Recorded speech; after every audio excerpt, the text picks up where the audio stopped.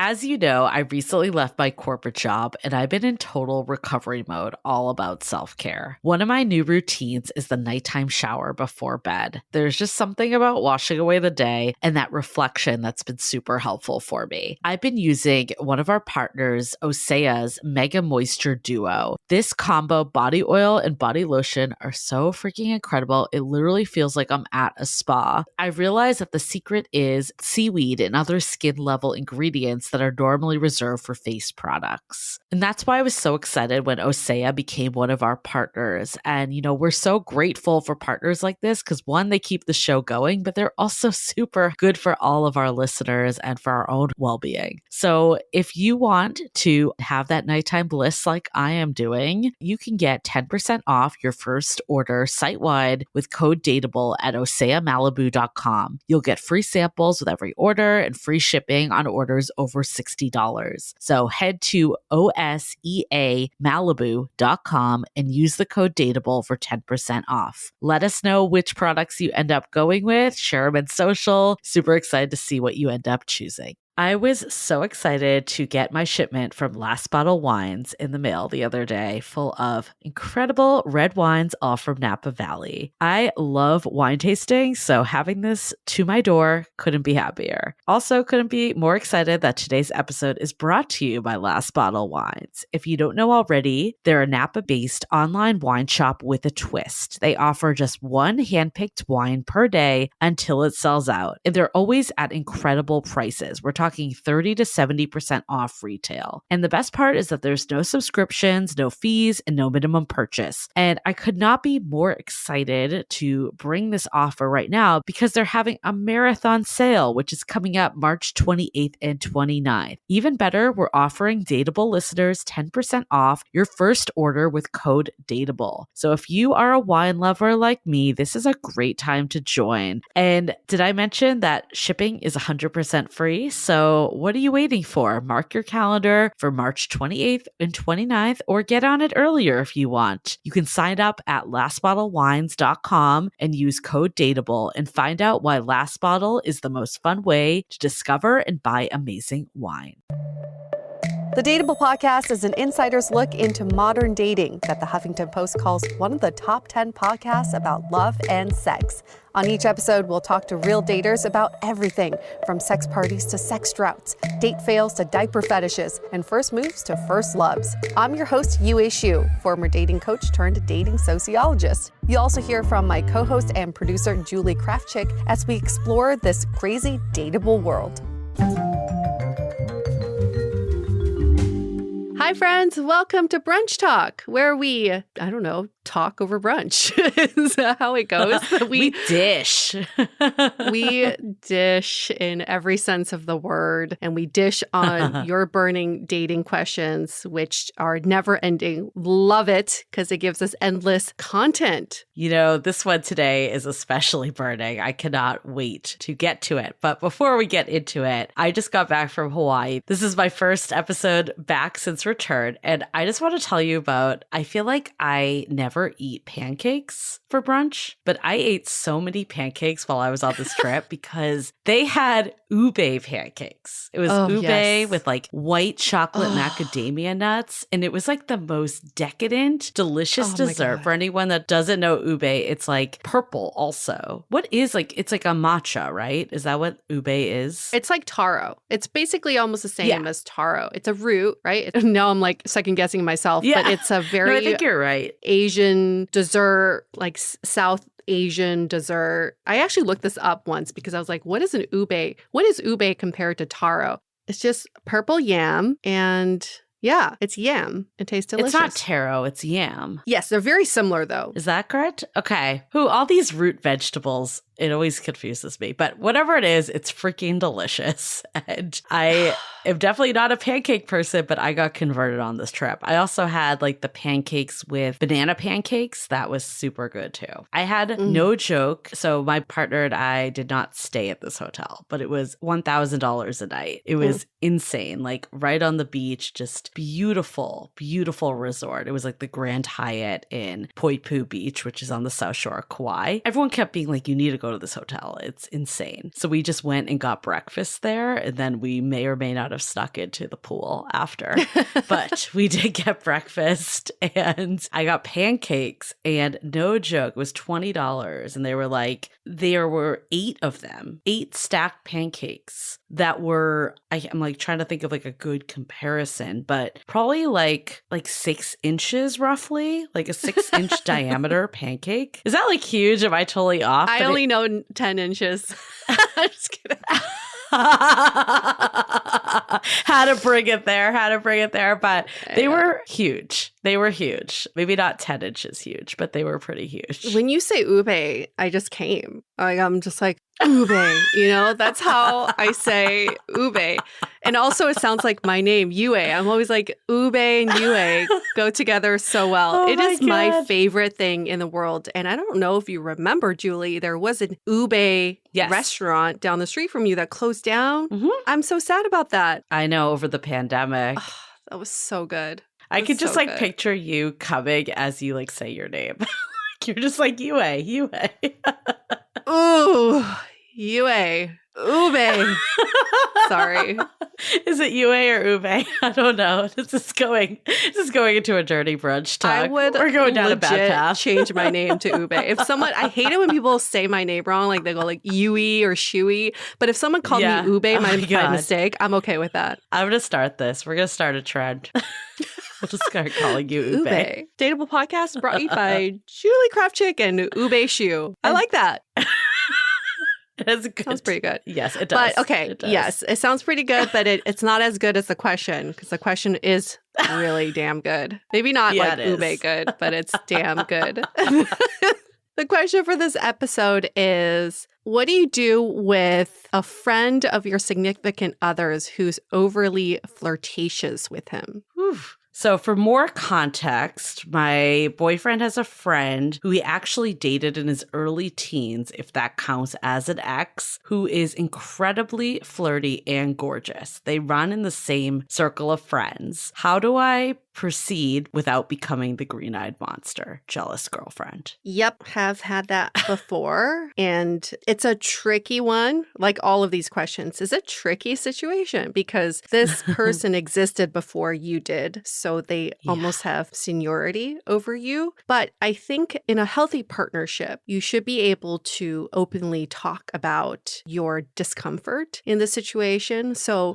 it does call for an open discussion with your partner that goes something like, I just want to be straight and honest with you that I feel uncomfortable with the level of flirtations between you and this person. I know nothing's going on and I trust you, but it still makes me uncomfortable. Can we just talk about it? It does not have to be a blame game. It does not have to be an ultimatum, which is the worst thing you can do is like, choose. It's either her or me. Don't do that. But it's an open conversation so that you two can come to some sort of solution. In the times that I've been through this, my partner has said, well, she's a close friend of a friend of his, but like not a close friend of his. So they run in the same circles, but he is more cautious about their time together. And there's no one-on-one time, and that he's not intentionally trying to spend time with this person. Yeah, this is a really hard one because this has also happened to me. I've been there before too. And, you know, my partner at the time with the friend that of his, like, I think I eventually said something. I remember talking to my mom and she's like, whatever you do, don't say anything. And then I was like, okay, I have to say something. Like, I need to. Like, and I get it, like different era, different type of communication style. But I'm like, look, I practice what I preach here. Like, we're all about just saying it. So I eventually did. And when I said it, I felt so much better than when I kept it bottled up. So totally 100% agree with you. And I think, you know, when I did bring it up, there were some parts that was almost confusing to him. Like, he definitely heard me out of where I was coming from this, but he didn't interpret things that I interpreted as like, you know, flirty or him even engaging back. And I think there's kind of two parts to this. One is they just might not know because they've had this dynamic for years. They don't know that it makes you uncomfortable. So there's just speaking up and making someone aware. But then the other part I started to think think about it and I was like, is it that they're actually being flirty, or is it just because I know this background that they once dated? Because there's other people that are also in the group that did not date, or maybe they're married, maybe they have kids and they're less like prospects. Like, how much of this is in your head because of the info you know versus the reality of what's happening? The way I kind of net it out, I'm like, it's probably halfway in the middle. It's probably like, a little less than what I think is happening, but a little more than maybe the way my partner is interpreting it. So it's kind of probably somewhere in the middle of the two. So I definitely second having that conversation and,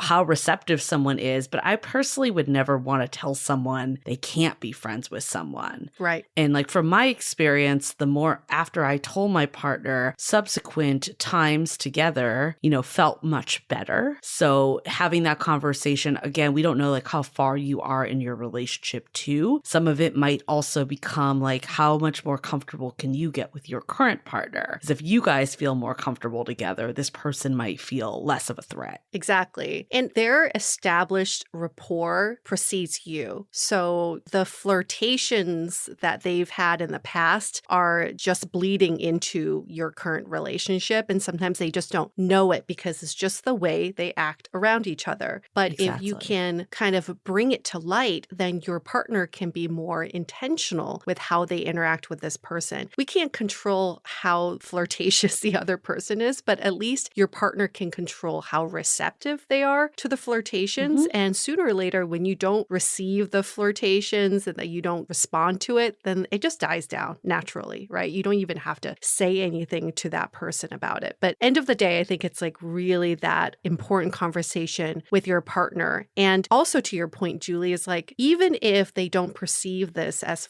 flirtatious, it still made you uncomfortable. So that's still your truth. Yes. Despite their intentions, it still did not leave a great taste in your mouth. So it's still important to like, even if you are like, oh my God, am I making this up? Even if you think that, at least you can be open about that you're thinking that way. So you can talk about it and not just like bottle it up and think, am I crazy for thinking this? Right. And I think we're so afraid to be like the green-eyed monster, as this listener wrote in, or the crazy girlfriend. We get that. I 100% could hear people being like, well, I'm scared to have that convo. Like kind of the advice I got, just don't say anything because then you'll be perceived this way. But like everything else, it's how you say it. Instead of saying like them statements, like they're the ones doing it, how do you say it in a way that just brings like your vulnerabilities up and say like, like I'm really excited about this relationship and I want you to like enjoy being with your friends, but I have to admit, like, it does make me a little uncomfortable sometimes when it feels flirtatious. Like, how do you perceive this? And kind of let the dialogue open. But again, how do you make it about you in the sense of my feelings? Because like what you were saying, your feelings are valid. Like no one can take that away from you. But if you start like pointing blame at them, like you're always so flirty with your friend, like that's just a different conversation, right? And that's an unproductive conversation. Where does that get you? Nowhere. Your partner, she's going to end up being defensive, trying to prove their point, and then it becomes a me versus you. But if you can bring your partner into the conversation, you become that team. Now, here's the thing. If this is bringing up something for you, it may be a sign that your relationship needs a little triage, right? If you think about it, if you're feeling a little insecure because of the presence of this person, it may not have to do with this person. It may be that your relationship isn't where you want it to be. So maybe it's a time to look inwards and think, maybe I'm not as confident in this relationship. Maybe I'm not as trusting in this relationship. Why is that? And that's a conversation, again, between you and your partner. So what is this bringing up for you? That's something to investigate. Your relationship also might be okay, but it's because of something of your past. Let's say you've been cheated on, or, you have a situation where someone left you for someone else. Like that could just be you projecting that that's going to happen again. So it's definitely an opportunity to look inward. So before we get into more of this conversation, let's hold for a quick announcement.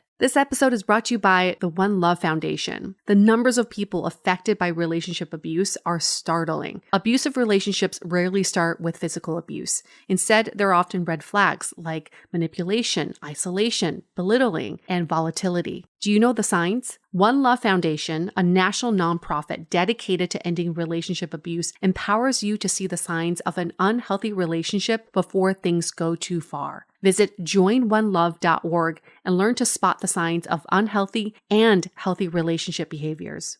This episode is sponsored by Via. We all know there are things that can help set the mood in the bedroom, but did you know a little THC could also do that? Yes, Via has developed a unique blend of pleasure-enhancing cannabinoids, libido-strengthening herbs, and a low dose of THC all into one mind-blowing gummy called High Love. This gummy, wow, it will awaken your senses, increase blood flow, and intensify any sexual experience. I've been pleasantly surprised by the High Love gummies because it is just the right amount of THC for me to have a good time without feeling sleepy. And hey, if THC is not your thing, Via also offers a wide array of other gummies without it. And everything legally ships in 50 states with discreet packaging directly to your door. So if you're over 21, you can get 15% off and a free pack of award-winning Dreams THC plus CBN sleep gummies with our exclusive code DATEABLE at viahemp.com. That's VIIAHEMP.com. Let the gummies work their magic. Head to viahemp.com and use the code DATEABLE to receive 15% off and one free sample of their Sleepy Dream gummies. That's viahemp.com and use the code DATEABLE at checkout. Take your passion and pleasure to a whole new level with High Love from Via Hemp. Living with ADHD can be a challenge, and dating with ADHD is definitely a challenge, we've heard many of you say. But finding the right care and proper tools needed to succeed can be life-changing.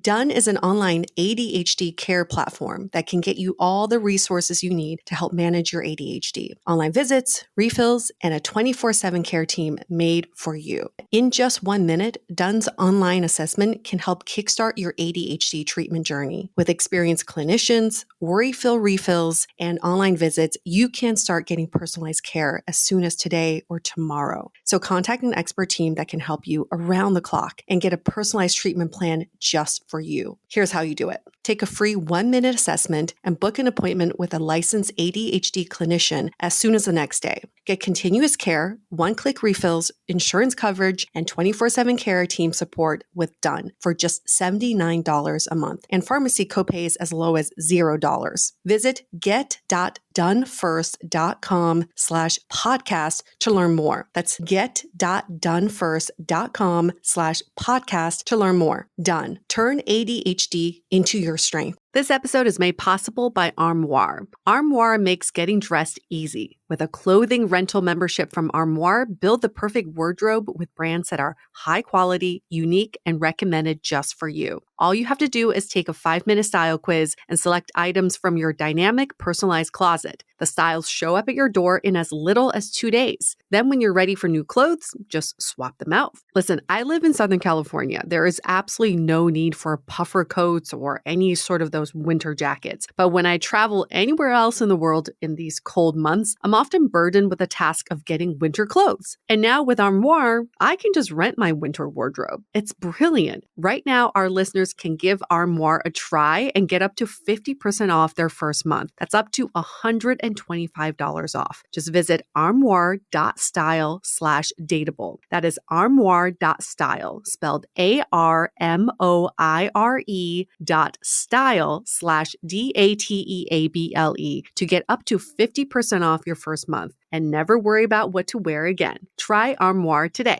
So I think the other thing to bring up is if they wanted to date, they would. You know, they dated when they were teens. Like, there's probably been other opportunities where this could have happened. I think even dating a year ago, that's still a year ago, but we're talking like years and years and years ago. If there's been nothing that's happened in between that, then I think some of this might be a projection of other stuff like we're talking about. Like, how do we start to get more confident that this person wants to be with you? Because at the end end of the day, that's who they're with current day. They're with you. Even if they dated this person a month ago, they ended it and they are with you. So that's something also to take into account. I mean, that's huge, right? That's so huge because you have to think about their choices, and they made the choice to be with you and not this person. And I also just have to bring up the fact that we all like attention. Who doesn't like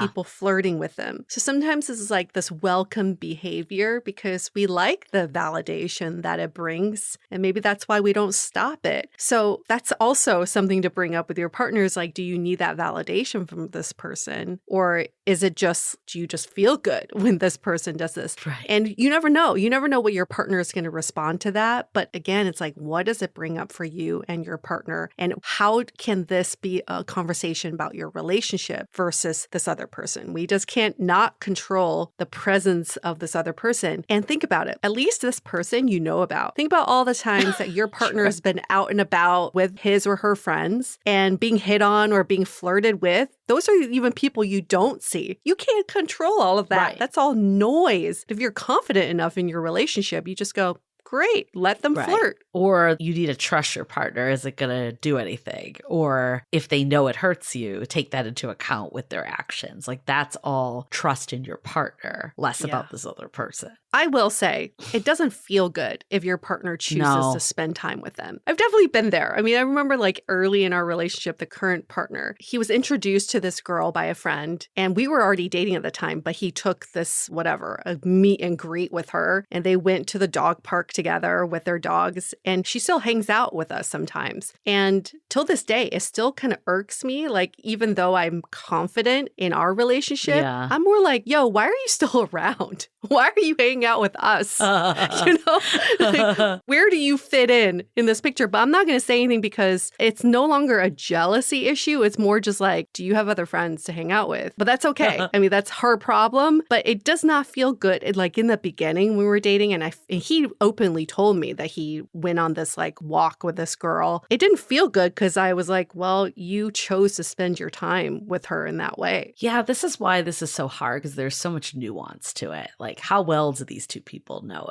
each other? And, in this example is one example, but we know other people listening to this have probably a similar situation, but with variation. And I think that's another aspect is like, how do you start to make this more comfortable? If they are like one of their good friends, you realistically can't tell someone not to be friends with someone. I mean, you can. I just think you're fighting an uphill battle if you do that. It just doesn't seem like it's going to end well. So personally for me, like I have actually like gotten to know people better in that situation. And the more times you spend with them, likely you start to see your relationship is more cemented, but also that there's nothing there. And that person also starts to see you as a friend. So that's one scenario. If that's really not happening, maybe there's certain boundaries that you could set. Like, hey, totally cool for you all to go out in a group, but it makes me uncomfortable if you do like one-on-one time or something like that. Like, I think even not saying like, I'm not going to allow you to do one-on-one time, but just sharing like, hey, I'd prefer, or maybe it's not even like one-on-one time, but like if you two are going to go out, like I'd prefer you guys to be at a restaurant than at your apartment, like something like public. Like, I don't think that's unreasonable. Like, I know it sounds scary to say those demands, but you're not saying like never talk to this person again. You're just saying like, these are some steps you can take to maintain a friendship with this person, but also make me as your partner comfortable. Julie, do you believe that some people are just innately flirtatious and they can't control their flirtatious behavior? You do? Absolutely. I think like that was my partner's friend, and I don't think she was actually being flirtatious the more I've got it. But I think I did interpret it that way because of like, one, I knew there was a backstory, but also because I think it was the personality. So absolutely. Like, I mean, it depends how comfortable you are with this friend too. Like maybe you're at the point that you've hung out with them enough that you could say something. Like that's, it's hard to know to answer that, but like they may not even know that they're being flirtatious. Like I can think of one of our friends that will go into any restaurant and come out with like a guy's number and she's just being friendly. Like she's not even hitting hitting on guys. Like that's just her demeanor and like way of being. That's true. Some people are just very friendly and outgoing, and that could be interpreted as flirtatious. We have friends who are like, I'm just a naturally flirtatious person. I can't help it. It's just the way I am. And I do believe that. I think some people are just like that. And it's not like they discriminate. They flirt with everyone, not just your partner. Well, I think a good question to ask yourself, I kind of said this at the beginning, is like, if I didn't know this information that they had history, like, would I be feeling the same way? Right. And it's hard to answer always because it's hypothetical, but it at least lets you pause and be like, is this something I am projecting because I know this information? In this example, too, it's like they were teens. Like, does that even count as a relationship? No. That also does show that they've known each other a long, long time. And it's not necessarily something you can just expect to be taken away because you've come into the picture. Yeah, it's like a comfort level they've achieved. At least in my opinion. Yes, that makes sense. I just think not everybody can be you, right? Yeah. But we think other people should be like us. And the way I used to think about this situation would be like, well, I stopped flirting with my guy friends after they get into relationships because I'm self-aware enough to control myself. But I also get that, again, what you think is flirtatious could be very different by how someone else interprets it. I know we've talked about, like, do you have the right to tell this person not to be friends? Do you think there's any situation where you should say to someone, like, hey, like, it's either me or them, like an ultimatum almost? I just really don't believe in ultimatums. I really don't, right? Because it corners your partner and now they have to choose between you and someone else. I just never think that's a good idea. I think it is a good idea if you approach it from the angle of having your partner's back. I've definitely voiced my opinion to my partner when I felt like a friend was mistreating him, not being a good friend to him. I'm not saying don't be friends with this person, but I'm just saying this person adds nothing to your life. In fact, they're dragging you down. But I would never say choose your friend or me. I just feel like that's really unfair. Would you? No, I don't think I could. I mean, I don't know. I think I would just like think about it if the situation was reversed. I just wouldn't want someone telling me like you can't be friends with them. I would react a lot better if they shared vulnerably how it was making them feel than saying like you cannot be friends with this person. This is clearly not a real story, but How I Met Your Mother, one of my all-time favorite TV shows, even though now it's sometimes a little dated and painful to watch. There was, Ted and Robin, the two like main characters. Granted, they did end up getting together at the very end, but Ted did marry someone else in between. But he was engaged to another person that Victoria, for all the diehard fans, that basically like he had cheated on her the first time they dated with Robin. So then the second time they got together, they were engaged, and she basically gave him the ultimatum like, if we get married, you can't be friends with her anymore. And ultimately, he actually picked his friendship with Robin. And you could argue, like, ultimately they did end up together, but he did have that wife in between that passed away. So I think it was more of like, look, my friendships are really important to me. And it's basically breaking up this whole friend group. It's not even just me not being friends with her anymore. Like, now you're telling me, like, our friend group who's been in my life for a decade is not going to be the same anymore. That's a lot to ask of someone. It is. But now that you brought up that show, now I think every show has something like that. Look at Ross and Rachel when he was trying to marry Emily and she was like, it's either me or Rachel. I do think like if there's that friend that just lingers in a friend circle who's flirtatious and attracted to your significant other and vice versa, and they have history, eventually they probably will get together.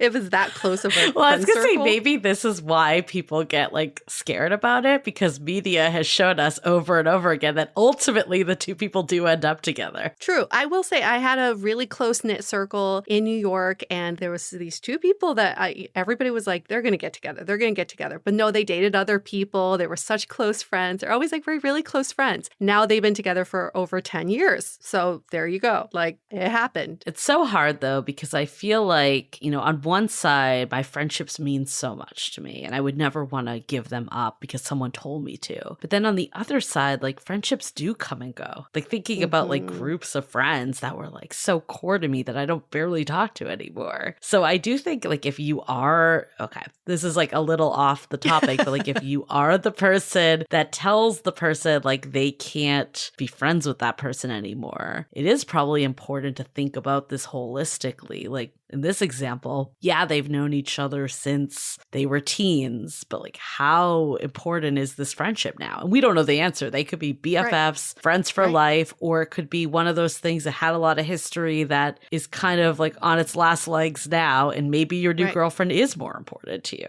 It's really hard. It's so situational. Super situational. But talk to your partner. That's what that's the gathering, the learning. Just have a conversation. We could, come up with scenarios all day long. Don't pay attention to media, even though all the media examples have led those two people together. That's not real life. That doesn't always happen. And then just open communication. That'll just be our answer to every question. Talk it out. And remember they're with you. Remember they're with you at the end of the day. Yes. They choose you. They choose you. And I choose ube. So we're going to wrap this up so I can dream about ube. At the end of the day, just have ube pancakes if all else fails. There you go. Ube. Come on, everyone. You want to say it now. You would be like, ube. I feel like I'm never going to look at ube pancakes the same again after this conversation. No, you're going to feel disgusted. Like orgasmic or something. Yeah. Like picturing ube. Like, ew, no, I can never look at ube in the face. Okay, well, I feel like there's no better time to end this episode than now. Let's end it. Cut it. Cut right now. Happy brunching, everyone. And send us your questions. Email hello@dateablepodcast.com or you can DM us at dateablepodcast. Okay, we'll see you next week. The Dateable Podcast is part of the Frolic Podcast Network. Find more podcasts you'll love at frolic.media/podcasts. Want to continue the conversation? First, follow us on Instagram, Facebook, and Twitter with the handle @DateablePodcast. Tag us in any post with the hashtag StayDateable, and trust us, we look at all of those posts. Then head over to our website, dateablepodcast.com. There you'll find all the episodes as well as articles, videos, and our coaching service with vetted industry experts. You can also find our premium Why series where we dissect, analyze, and offer solutions to some of the most common dating conundrums. We're also downloadable for free on Spotify, Apple Podcasts, Google Play, Overcast, Stitcher Radio, and other podcast platforms. Your feedback is valuable to us, so don't forget to leave us a review. And most importantly, remember to stay dateable.